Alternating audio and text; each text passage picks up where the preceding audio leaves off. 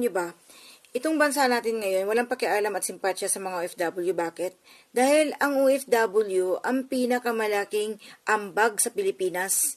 Tayo ang biggest spender sa Pilipinas, ang mga OFW.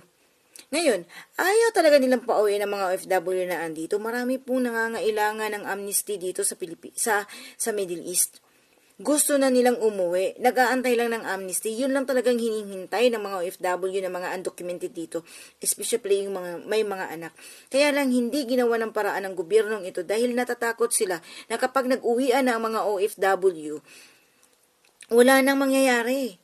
Kasi nga, mas malaki ang naiambag ng mga OFW sa Pilipinas, especially ngayon, bagsak ang ekonomiya. Kita nyo? Wala silang pakialam. O matatapos na lang tong gera na to. Promise, matatapos na tong gera na to. Pag natapos na tong gera na to, matatapos to, guys. Kasi ganun din ang nangyayari last year. 3 taon na nangyayari ng ganyan. Impossible na hindi to matatapos. Matatapos to. Pag natapos na tong gera na to, back to normal na to. So wala nang magiging rason ang mga OFW na uuwi. Ito na lang ang pinakamagandang rason na pagbibigyan ng mga ministry dito sa Middle East na pauwi ng mga OFW, especially yung mga OFW na mga undocumented na matagal na andito, yung mga overstay, yung may mga anak, mas mapabilis kasi mapauwi yung may mga anak sa kadahilan kahit illegal yung mga yun. Kasi nga dahil nga sa sitwasyon ngayon, dahil gera. Pero kung nagkaroon ng amnesty ang Pilipinas, antimano yan, ang ministry, papakawalan ng pakakawalan yung mga ito, antimano. Tutulong pa ang gobyerno dito, ang ministry dito sa Middle East, tutulong pa sa gobyerno ng Pilipinas.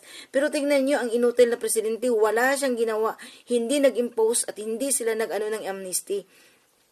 Si Admin Hans Kakdak at ang OWA Philippines, alam nila yan.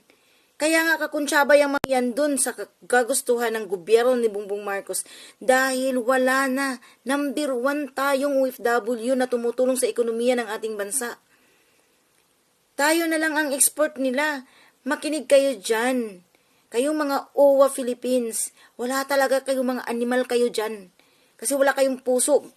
Pera lang ang gusto nyo Kaya ayaw yung tulungan ng mga OFW dito, na mga undocumented na gusto na talagang umuwi, especially yung may mga anak. Mga animal kasi kayo Mamamatay rin naman kayo Mamamatay kayo nakanganga dahil mga yawa kayo. Wala kayong puso. Gusto nyo lang pera. Tulungan nyo pa yung magnanakaw na Bongbong Marcos nyo.